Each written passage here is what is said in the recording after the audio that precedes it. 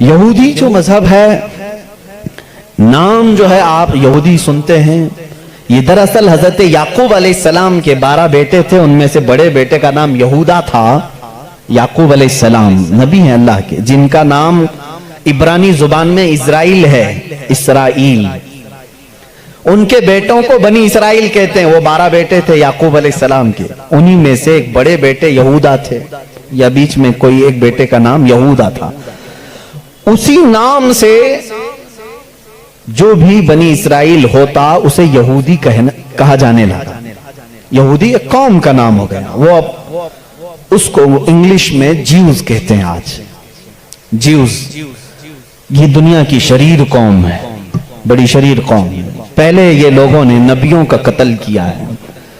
ان کے بارے میں کیونکہ میں وہی باتیں کر رہا ہوں جو قرآن کہہ رہا ہے۔ اگر آپ کہیں گے بہت کٹر پنتھی ہو جائے گی تو پھر قرآن کو بھی بند کرنا پڑے گا۔ قرآن کہتا ہے یقتلون النبیین بغیر حق، یہ ناحق نبیوں کا قتل کرتے تھے۔ جب قرآن ان کی باتیں بیان کر رہا ہے تو میں کیوں نہ بیان کروں؟ یہ شریر قوم تھے، حق بات کو کبھی تسلیم نہیں کرتے تھے۔ بہرحال زکریا علیہ السلام کے قاتل یہ ہیں، یحییٰ علیہ السلام کے قاتل یہ ہیں، اور عیسیٰ علیہ السلام کو سولی پر چڑھانے کے سارے بندوبست انہی نے کیا۔ یہ بات مجھ سے نہیں، عیسائیوں سے جا کے پوچھ لو، ان سے پوچھنا جیزس کو کون سولی پر چڑھایا تھا، جبکہ ہمارا عقیدہ ہے کہ عیسیٰ علیہ السلام کو سولی نہیں دی گئی۔ ہمارا عقیدہ قرآن سے ثابت ہے، اس پر میں بعد میں گفتگو کرتا ہوں۔ لیکن یہ یہودی قوم بڑی پرانی ہے، یعقوب علیہ السلام سے چل رہی ہے، ٹھیک ہے، کافی پرانی۔ یہ مانتے کس کتاب کو؟ کسی بھی دین کو، کسی بھی مذہب سے ہم کو اگر بات کرنا ہے تو اس کی جو مقدس کتاب ہے اسی سے بات کرنا۔ میں بھی انہی سے بات کروں گا، ہوائی فائرنگ نہیں۔ جو مقدس کتاب تمہارے نزدیک ہے اسی کی باتیں اگر میں رکھتا ہوں۔ یہاں محفل میں اتنا وقت نہیں ہوتا، تھوڑی تھوڑی جھلکیاں میں دے کر کے جاؤں گا تاکہ جو ریسرچ اسکالر ہیں وہ اس کو آگے بڑھائیں اور پھر اپنی تحقیق سے لوگوں کے سامنے یہ باتوں کو لائیں۔ یہودی قوم جس کتاب کو مقدس مانتی ہے وہ تورات ہے، جو موسیٰ علیہ السلام پر نازل ہوئی، اور زبور ہے جو حضرت داؤد علیہ السلام پر نازل ہوئی۔ ان کتابوں کے مجموعے کو آج انگلش میں اولڈ ٹیسٹمنٹ کہا جاتا ہے۔ یہ کتابیں مارکیٹ میں دستیاب ہیں، ان کو کیا کہتے ہیں؟ Old testament. تقریباً اس کتاب میں جو الگ الگ چھوٹی چھوٹی کتابوں کو ملایا گیا ہے 73 کتابوں کا مجموعہ ہے اولڈ ٹیسٹمنٹ۔ جیسے قرآن میں 30 پارے ہیں نا، پہلا پارہ، دوسرا پارہ، تیسرا پارہ، اس طرح سے اس میں پارے سمجھ لیں یا الگ الگ ٹاپکس۔ یہ کتنے ہیں؟ 73 ہیں۔ اس میں بھی ان کا بڑا اختلاف ہے، میں سارے اختلافات نہیں بتا سکتا آج، لیکن قرآن میں سب کا اتفاق ہے، چاہے وہ شیعہ ہو، دیوبندی ہو، وہابی ہو، اہل حدیث ہو، کوئی بھی ہو۔ جو عقیدہ ہم رکھتے ہیں اہل سنت و جماعت کے قرآن کے 30 پارے ہیں، سب کا اس بات پر اتفاق ہے۔ لیکن اولڈ ٹیسٹمنٹ پر سب کا اتفاق نہیں، ان میں سے کچھ مذہب 73 مانتے ہیں، کچھ 66 مانتے ہیں، 66 مانتے ہیں، کچھ لوگ 27 مانتے ہیں۔ بہرحال اولڈ ٹیسٹمنٹ میں ایک باب ہے جس کو استثناء کہتے ہیں، ایک پارے کا نام ہے، ایک کتاب کا، ایک جز کا، جس کو ڈیوٹرونومی انگلش میں کہتے ہیں۔ اس میں ایک آیت آئی ہے۔ آیت ظاہر سی بات ہے اللہ کی ہے، آیت اللہ کی ہے اور موسیٰ علیہ السلام پر نازل ہو رہی ہے۔ اللہ تعالیٰ فرما رہا ہے اے موسیٰ، میں تمہارے بعد تمہارے بھائیوں میں، بھائیوں سے مراد نبیوں میں، ایک ایسا نبی بھیجوں گا جو تمہاری طرح سے ہوگا، تمہاری طرح سے ہوگا، لیکن میں اس کے منہ میں اپنی زبان رکھ دوں گا۔ اور دوسری آیت آتی ہے کہ وہ فاران کی چوٹیوں سے چمکے گا۔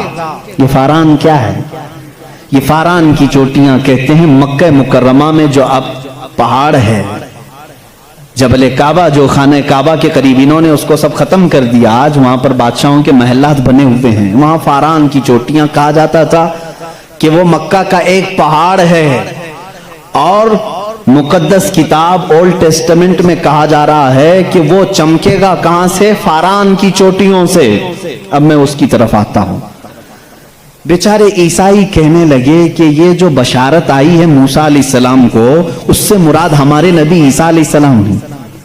ये मुंह मियां मिट्ठू बनते हैं। इस तौर पर अल्लाह ने क्या फरमाया? ऐ मूसा, मैं तुम्हारी ही तरह एक रसूल भेजूंगा। तुम्हारी ही तरह से मुराद क्या है?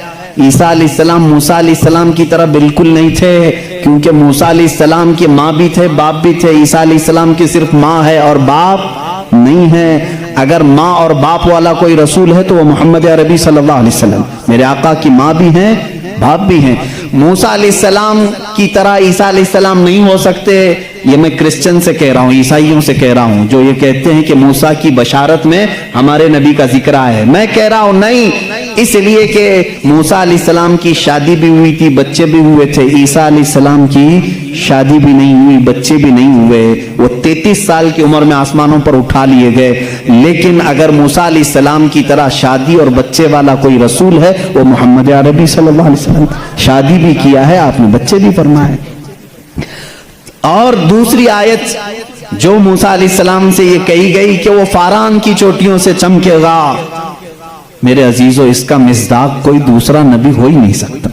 मैं आपको तारीख बताऊं, फारान कहां है? मक्का में है। आदम अलैहिस्सलाम से लेकर हुजूर अकरम सल्लल्लाहु तआला अलैहि वसल्लम तक 1,24,000 कमोबेश नबी आए, लेकिन उनमें से एक भी नबी मक्का में नहीं पैदा हुए सिवाय मोहम्मद रसूलुल्लाह। कोई नबी मक्का में नहीं पैदा हुए, सिर्फ मोहम्मद अरबी सल्लल्लाहु अलैहि वसल्लम। मेरे आका सल्लल्लाहु अलैहि वसल्लम 40 साल तक मक्का मुकर्रमा में खामोश रहे, अपने अखलाक को, किरदार को इजहार करते हुए। लेकिन 40 साल की उम्र के बाद जब अल्लाह की वही आई, कुरान की आयतें आई, तो सबसे पहले मेरे आका सल्लल्लाहु अलैहि वसल्लम ने पूरे मक्का वालों को एक दावत देकर जमा किया था। कहां जमा किया? यही फारान की चोटियों में। यह पहला मजमा है, पहला जलसा है मेरे आका का। उसी जलसे में मेरे आका ने सबसे पहली मर्तबा ये ऐलान किया, ऐ मक्का वालों, मैं मोहम्मद अल्लाह का आखिरी रसूल हैं, आखिरी रसूल हूं।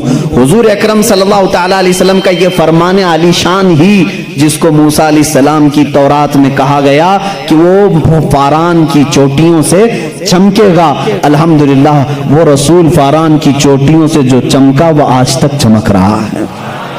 चमक तुझसे पाते हैं सब पाने वाले, मेरा दिल भी चमका दे चमकाने वाले। बरसता नहीं देख कर अब्र रहमत, बदों पर भी बरसा दे बरसाने वाले। या रसूल अल्लाह, मैं मुजरिम हूँ आका, मुझे साथ ले लो कि रस्ते में हैं जा बजा थाने वाले हैं, हमारे तो रोड पर ही हैं।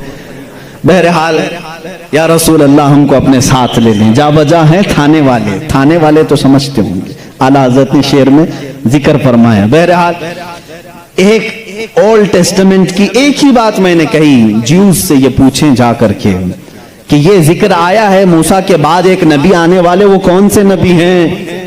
उनकी ये सिफत बयान की गई है ड्यूट्रोनॉमी इस्तिस्ना में। ओल्ड टेस्टामेंट में ये जिक्र आया है, वो कौन है, वो कौन सा रसूल है, आखिर तुम ही बता दो। वो आज तक नहीं बताएंगे। वो कहते हैं कि शायद आने वाला है, इस रसूल के बाद अब कौन और आने वाला है, अब कौन आने वाला है? चलो इसको नहीं मानते, दूसरी बात मैं कहता हूं, सुलेमान अलैहिस्सलाम को भी ये बहुत मानते हैं। कौन? ज्यूज, यहूदी, जिनको इंग्लिश में सोलोमन कहा जाता है। सोलोमन, हजरत सुलेमान अलैहिस्सलाम को सोलोमन कहते हैं। एक किताब यहूदियों के पास और मुकद्दस है, songs of Solomon. Songs of Solomon का मतलब हजरत सुलेमान अलैहिस्सलाम जो मुनाजात करते थे अल्लाह की बारगाह में, वो अशार होते थे इब्रानी जुबान के। जैसे हम कहते हैं या इलाही रहम फरमा मुस्तफा के वास्ते, ये दुआ है ना। सुलेमान अलैहिस्सलाम इस तरह दुआएं जो करते थे, वो सारे इन्होंने उसको सॉन्ग्स कहा है और उसको जमा किया गया है सॉन्ग्स ऑफ सोलोमन नाम से। इसमें तो शक की गुंजाइश ही नहीं, शक की गुंजाइश ही नहीं, क्योंकि हैरत इस बात की होगी, वो इब्रानी जुबान जिसको आज हेब्रू कहते हैं, इजराइल में आज भी बोली जाती है। ये इजराइल जो देख रहे हैं ना आप, जो नासूर है, कैंसर का फोड़ा है पूरे दुनिया के बीच में, यही इजराइल की बात मैं कर रहा हूं। ये आज भी जो बोली बोलते हैं वो हेब्रू है, हेब्रू उसको इब्रानी कहते हैं। इस जुबान में आज भी सॉन्ग्स ऑफ सोलोमन, हजरत सुलेमान अलैहिस्सलाम के मुनाजात में ये लिखा गया है, सबसे प्यारा, सबसे मुबारक, सबसे शान वाला, जिसकी अल्लाह के यहाँ पहुंच है, जिसकी अल्लाह के यहाँ मर्तबत है, उसका नाम मोहम्मद है।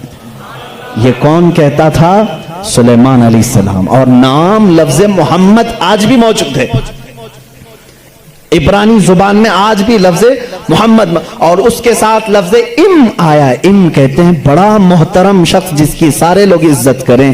सुलेमान अलैहिस्सलाम कहते हैं वो इम है, इम है। इम का मतलब हेब्रू में है सबसे ज्यादा इज्जत वाला। और सुलेमान अलैहिस्सलाम ने वो करके भी दिखाया। वो तख्त पर जो बैठते थे सुलेमान अलैहिस्सलाम, उस तख्त को जब आप हुक्म देते हवाओं में उड़, तो वो उड़ने लग जाता। जहां का आपको सफर करना होता आप सफर करते थे। और वो तख्त ऐसा नहीं कि एक उड़न तश्तरी है छोटी सी, बल्कि इतना बड़ा तख्त था कि आपके दाएं जानी 500 नबी उस जमाने के बैठते थे, बाएं जानी 500 औलिया उम्मत बैठते थे।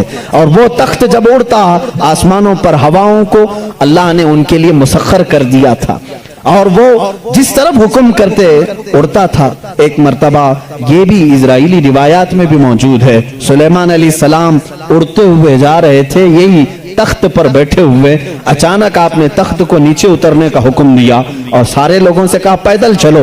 तख्त उठाकर ले जाया गया, पैदल चलने लगे। बहुत लंबा अरसे तक, लंबी मसाफत पैदल चलने के बाद फिर आप सवार हुए, फिर सबको सवार कर लिया। फिर हवा को कहा कि इस तख्त को उड़ा ले जाए फलां सिमत में। मुसाहिबीन ने पूछा इतना लंबा, ये इतनी लंबी मसाफत आपने पैदल चलाया, सिर्फ वर्जिश कराने के लिए नहीं? सुलेमान अलैहिस्सलाम ने जवाब दिया, मैं इसलिए तख्त को नीचे उतार दिया कि ये वो जमीन है जहां आखिरी नबी आने वाला है। वो मदीना तैयबा थी, वो रसूल करीम सल्लल्लाहु अलैहि वसल्लम की आखिरी आरामगाह थी, जहां से ऊपर उड़कर जाने को भी सुलेमान अलैहिस्सलाम ने बेअदबी तस्वुर किया। और इसीलिए वो अपने सॉन्ग्स में, यानी अपने मुनाजात में, जो हुजूर सल्लल्लाहु अलैहि वसल्लम के साथ लफ्ज जिक्र करते हैं, वो लफ्ज इम है। यानी दुनिया जिसकी सबसे ज्यादा एहतराम करे वो मोहम्मद अरबी सल्लल्लाहु अलैहि वसल्लम है। आओ ज्यूज, आओ यहूदियों, पढ़ो इस चीज को कि मोहम्मद अरबी सल्लल्लाहु अलैहि वसल्लम का जिक्र सुलेमान अलैहिस्सलाम ने किया है। मूसा अलैहिस्सलाम